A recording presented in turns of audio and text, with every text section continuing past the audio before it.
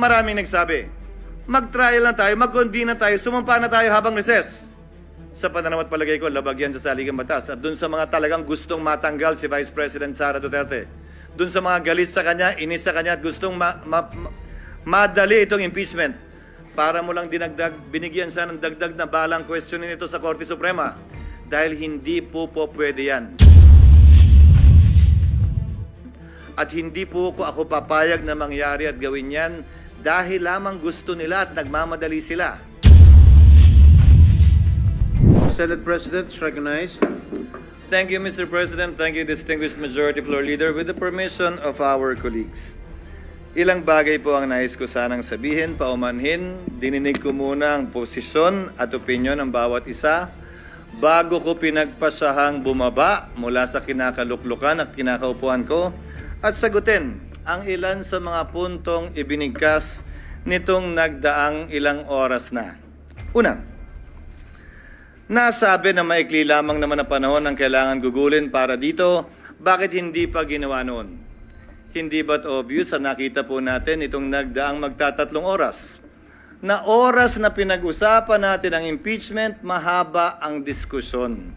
Hindi ito simpleng 30 minuto lang sa pag-issue ng summons dahil kailangan pahintulutan at payagan ang mahaba at malayang debate. At bago po ako lumayo, nais kong pasalamatan ang aking mga kasamahan dito sa Senado para sa isang maayos, civil at naaayon sa rules natin na diskusyon at debate. Ayon na rin sa sinumpaan nating tungkulin na pagpasahan ng lahat ng bagay nang naaayon sa ating paniniwalang tama at nararapat nating gawin. Hayaan mong simulan ko po ang ilang mga binanggit. Mr. President, Your Honor, I wrote the members of the Senate on February 24, 2025 outlining the basic reasons why we cannot, as of yet, schedule the impeachment complaint. Much has been said about the term forthwith, which I wrote to each and every member of the Senate. Mr. President, Your Honor, we are governed not only by the Constitution but also our rules. We are governed as well by precedents. We are governed as well by decisions of the Supreme Court pertaining to this matter. Allow me to, for the record, cite a few regarding this matter, lest they may think that it is only a one-sided opinion with respect to their definition of forthwith na agad-agad. Kada senador marahil may kanya-kanyang opinion kaugnay nito. Hindi ko pwedeng hayaan na sa record natin ay hindi maisabi ang ibang opinion kaugnay nito. Una, nakasaad po sa saligang batas kaugnay sa papel na dapat gampanan ng Kamara na dapat tugunan nila ang pagsampa ng impeachment complaint sa loob ng mga takdang panahon. Kung ilang session days para ilagay sa calendar, ilang session days para ilagay sa Committee on Justice, ilang session days para pagpasahan, ilang session days para pagdesisyonan ng plenaryo ng Kamara. Nakalagay din sa rules ng Kamara, anumang impeachment complaint regularly filed by one member, dapat po immediately, hindi po forthwith, immediately, i-transmit ng Secretary General sa Speaker. Nakalagay din sa sariling rules ng Kamara, ang Speaker dapat sa loob ng 10 araw i-refer sa Committee on Justice. Bakit mahalaga yon? Dahil sang-ayon sa desisyon ng Korte Suprema sa Francisco case, dyan magsisimula ang 1-year ban sa pagsasampa ng pangalawa, pangatlo o pang-apat na impeachment complaint. Hindi yan ginawa ng Kamara. Sa katotohanan, hanggang nag-adjourn tayong lahat bilang Kongreso noong February 5, hindi yan ginalaw ng Secretary General sa kabila ng magkatabi lamang naman ng opisina ng Secretary General at ng Speaker. Sasabihin marahil ng ilan, tapos na yan. Lumipas na yan, tulad ng sinabi ni Senator Coco, wala na tayong magagawa dyan. Nandun ako. Pero may katanungan akong iiwan bago nating lisanin ang puntong yan. Nasaan yung mga nagrereklamong dapat agad-agad?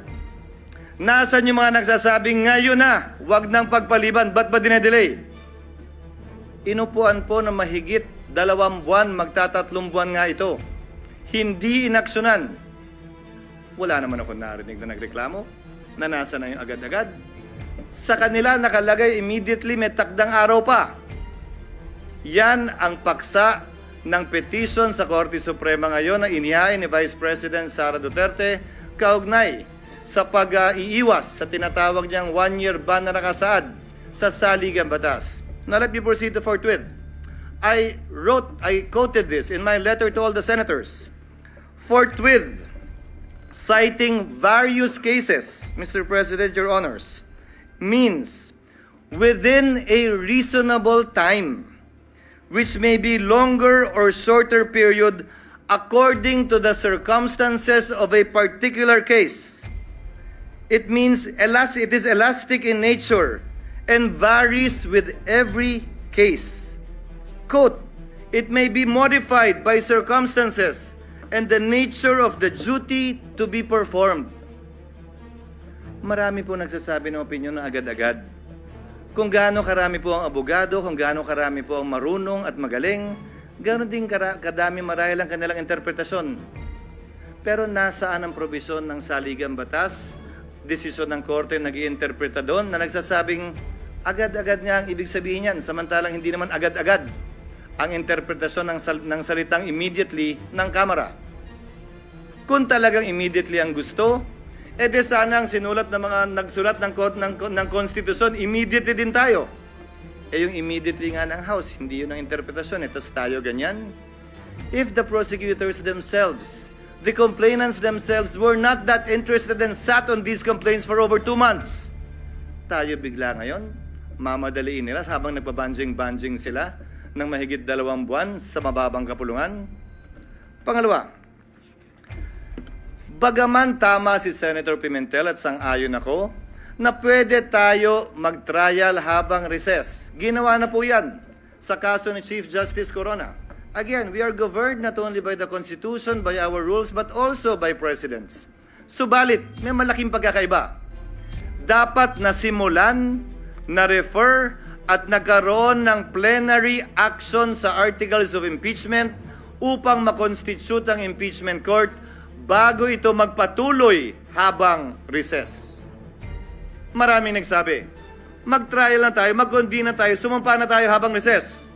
Sa pananaw at palagay ko, labag yan sa saligang batas. At dun sa mga talagang gustong matanggal si Vice President Sara Duterte, dun sa mga galit sa kanya, inis sa kanya at gustong madali itong impeachment, para mo lang binigyan siya ng dagdag na balang questionin ito sa Korte Suprema. Dahil hindi po pwede yan. At hindi po ako papayag na mangyari at gawin yan dahil lamang gusto nila at nagmamadali sila. Sinabi ko na sa simula pa lang ng impeachment process na ito, 1 linggo matapos i-file yan dito sa Senado, 2 oras bago tayo mag-adjourn sa huling araw ng ating sesyon. Sabi ko, hindi ako makikinig, susunod o magpapadala sa sino mang pabor sa impeachment at ayaw kay Vice President Duterte. Impeachment complaint. Pinagpasahan nila. Resign na pala eh. Wala na tayong kailangan gawin. Naalala niyo po yung debate? Na meron pa namang penalty of absolute perpetual disqualification. That was discussed. But by way of precedent, the Senate did that. So if you look at the past presidents of the Senate, nagawa po nila yon, pinagbotohan po nila yon.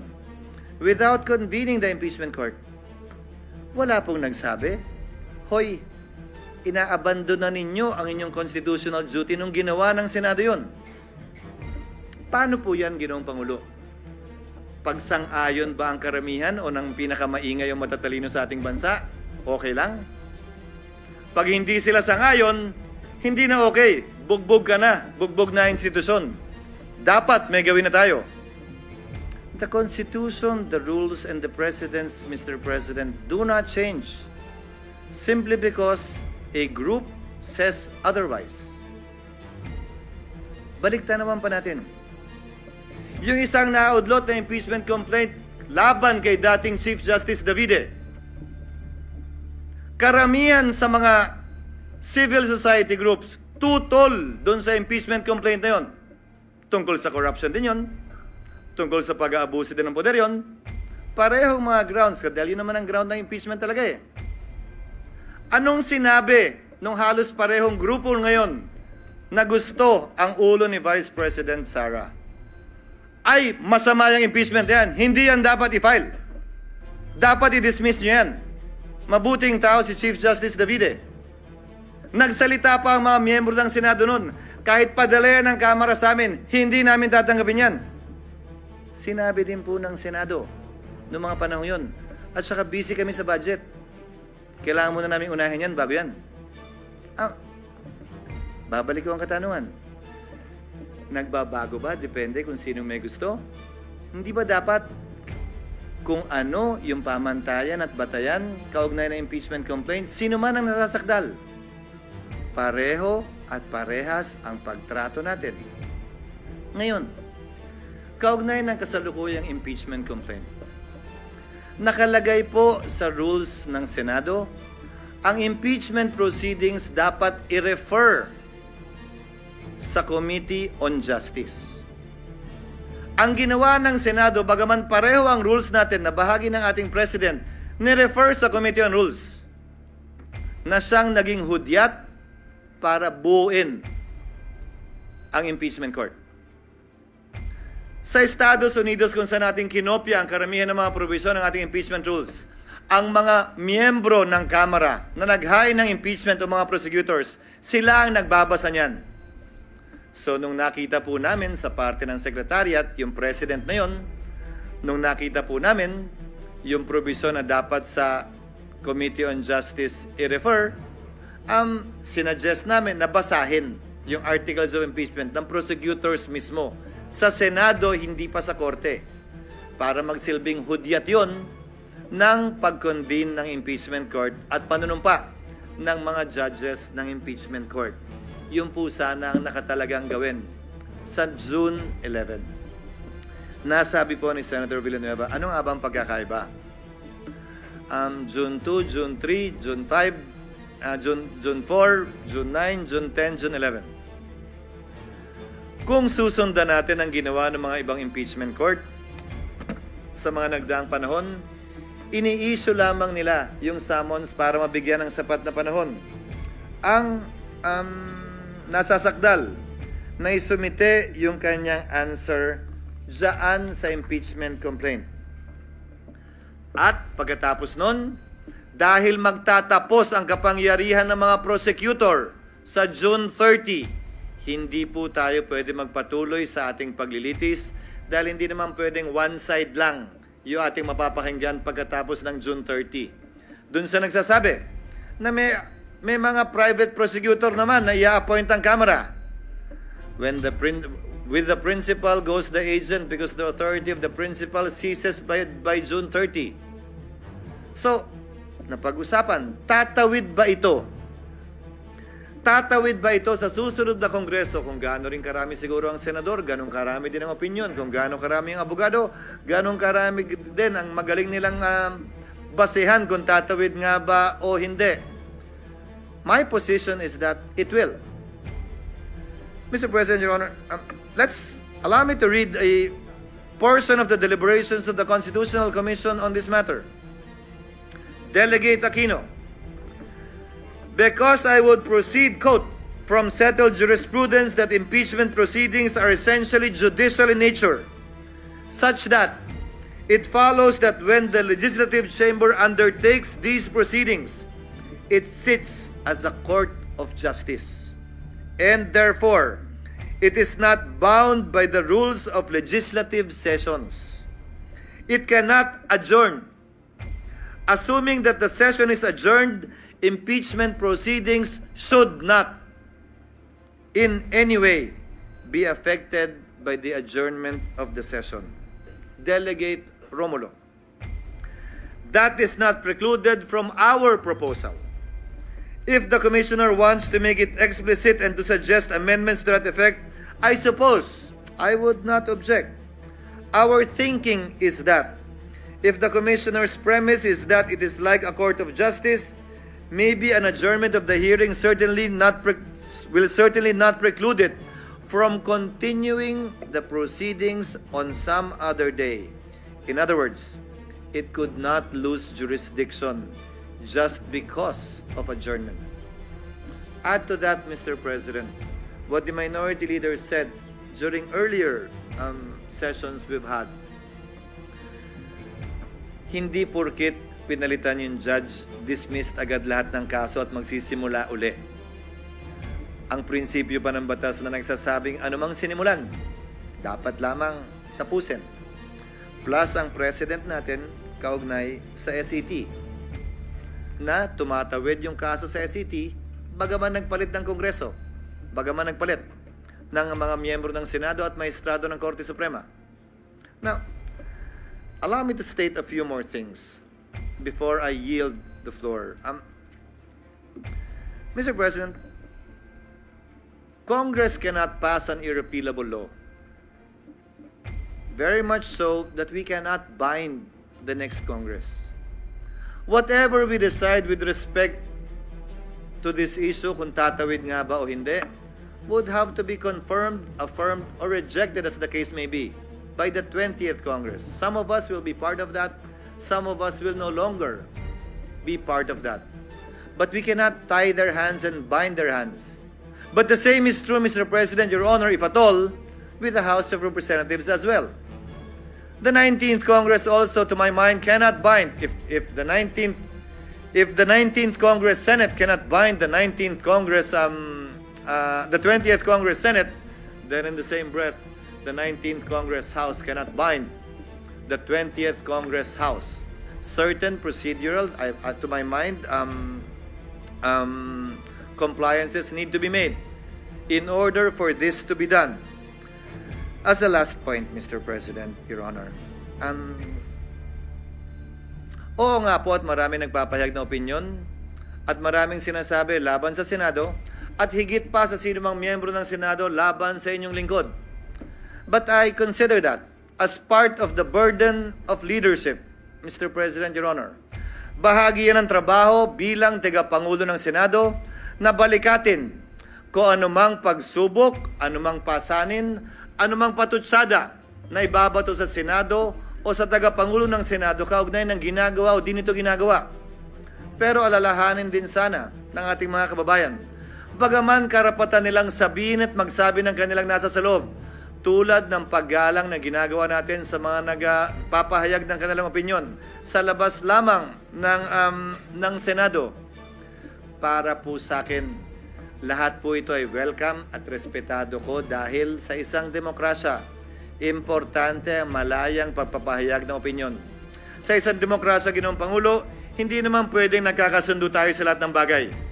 Sa isang demokrasya, tama lang, okay lang at dapat lang na magkakaiba tayo ng pananaw basta't hindi tayo nagsasakitan, basta't hindi tayo nag-aaway o dumarating sa punto na magkakasakitan.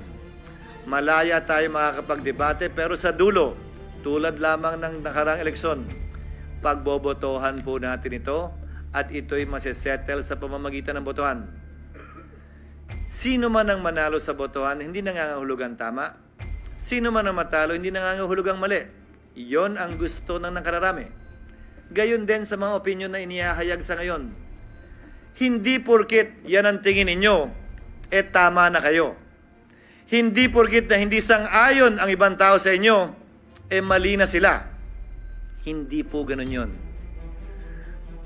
That I am not, or anyone here in the Senate is not on your side, does not mean that they are wrong and you are right.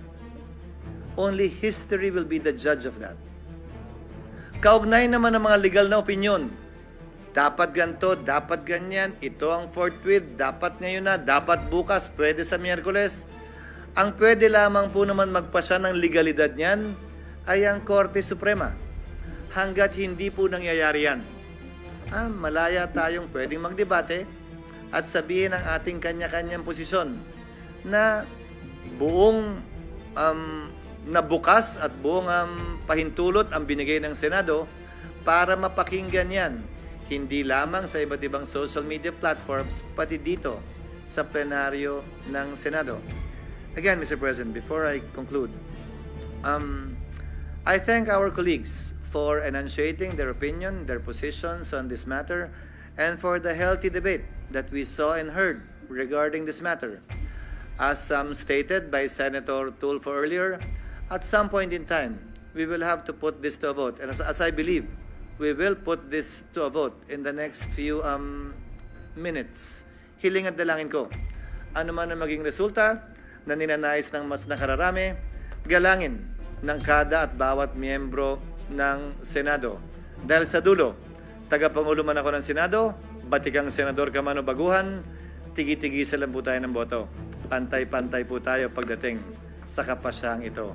Maraming salamat po sa inyong pasensya, sa oras at paumanin kung medyo mahaba-haba po ng konti ang aking mga sinambit na salita.